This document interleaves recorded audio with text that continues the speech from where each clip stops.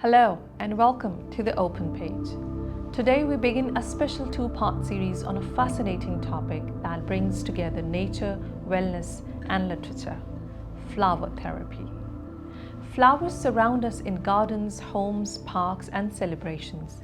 We admire their beauty, enjoy their fragrance and often use them to express emotions. But flowers have also long been associated with healing. Can flowers actually help us feel better?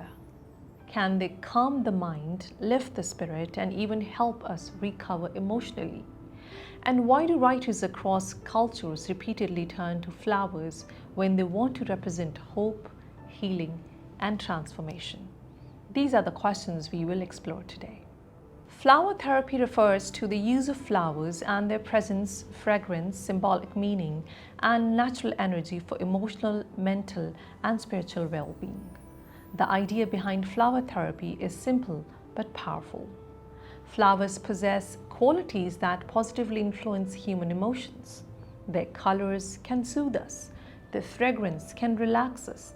Their beauty can inspire feelings of peace and happiness.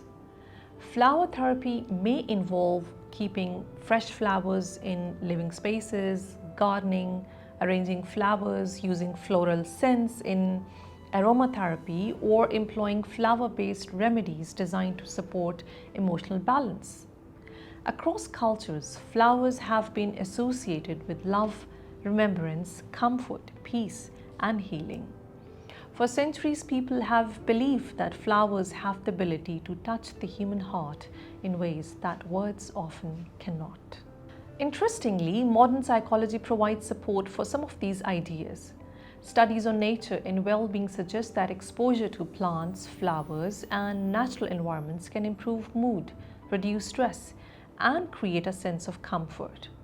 This is one of the reasons hospitals, homes, offices, and public spaces often include flowers and greenery. A simple bouquet placed in a room can transform the atmosphere. It can make a space feel warmer, brighter, and more welcoming. In this sense, flower therapy is not only a spiritual practice, but also a practical form of emotional care. One of the best-known formal systems of flower therapy was developed by Edward Bach in the 20th century. Bach believed that specific flower essences could help balance emotions such as fear, uncertainty, loneliness, sadness, and anxiety. His system, known as the Bach flower remedies, remains popular around the world today. Although debates continue regarding its scientific effectiveness, many people use these remedies as complementary practices for emotional wellness. What remains undeniable, however, is humanity's enduring belief in the healing power of flowers. But flower therapy extends beyond medicine and wellness. It also occupies a significant place in literature. Writers have long understood that flowers are much more than decorative objects. They carry meaning, they evoke memories, they symbolize emotions, and often they become powerful agents of healing within stories. One of the most famous examples comes from The Secret Garden by Frances Burnett.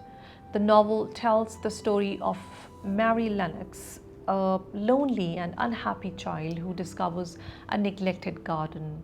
As she begins caring for the garden and watching flowers bloom, she experiences emotional healing and personal growth. The garden becomes a space of recovery, friendship, and transformation. The blooming flowers, the renewal taking place within the children themselves, and that's what the novel beautifully suggests, that nature possesses the power to restore damaged spirits.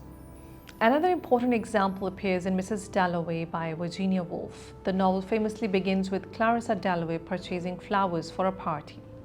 These flowers symbolize beauty, memory, fleeting happiness, and the passage of time.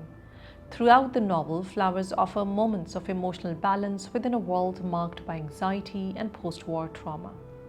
For Woolf, flowers become quiet companions to human consciousness, helping characters navigate complex emotions.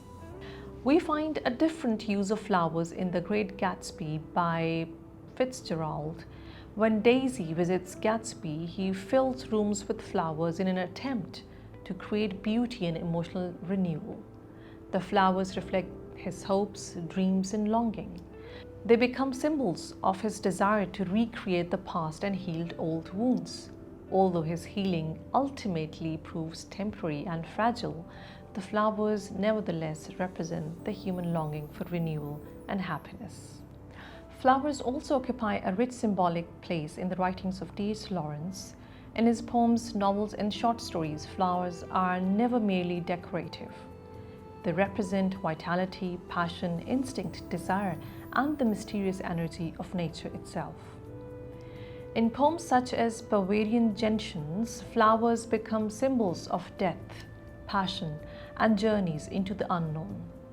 In Purple Anemons, they express beauty intertwined with desire and emotional intensity. In novels such as Sons and Lovers and Women in Love, flowers and natural landscapes often mirror the emotional lives of characters. Blooming flowers may suggest awakening love or desire, while fading flowers can symbolize emotional decline or loss. South Asian literature makes extensive use of floral imagery. In Urdu and English fiction from the region, flowers such as jasmine, rose, and champa frequently appear in courtyards, gardens, and family homes. The fragrance often evokes nostalgia, childhood memories, and lost homes. Flowers become symbols of comfort, belonging, domestic peace, and emotional continuity. For many characters, the scent of a flower serves as a bridge connecting the present to cherished memories of the past. What becomes clear from these examples is that flower therapy operates in literature on two levels. First, flowers heal through their physical presence in gardens, landscapes, and living spaces. Second, they heal symbolically by carrying memories, hope, tenderness, and emotional meaning. Writers understand that flowers often speak where words fail. A blooming flower can symbolize recovery. A fragrant garden can become a sanctuary for emotional healing. Ultimately, flower therapy reminds us of something fundamental about the relationship between human beings and nature. Healing does not always come through grand interventions. Sometimes it begins with simple experiences: a flower blooming in a garden, a fragrance drifting through a room, or a memory awakened by a familiar scent. In part 2 of this series, we will move beyond these examples and explore more deeply how trees function as symbols of healing, transformation, memory, and ecological connection in literature and culture. Thank you for joining me on the Open Page. Until next time, keep reading, keep reflecting, and keep turning the pages of literature.